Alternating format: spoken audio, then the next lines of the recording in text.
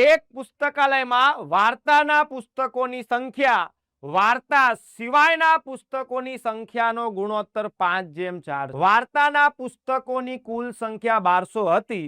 થોડા વધુ પુસ્તકો ખરીદવામાં આવ્યા તો ગુણોત્તર 3:2 થયો.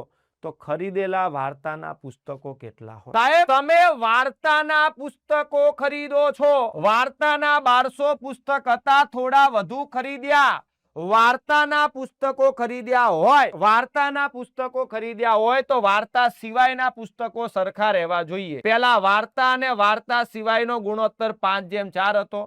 હવે 3:2 થયો. અલ્યા, વાર્તાના પુસ્તકો ખરીદ્યા હોય તો વાર્તા સિવાયના પુસ્તકો હરખા રહેવા જોઈએ. આ 4 છે તો આ 4 રહેવું જોઈએ. આને 4 બનાવવા 2 વડે ગુણો તો નીચે 2 વડે ગુણવું પડે.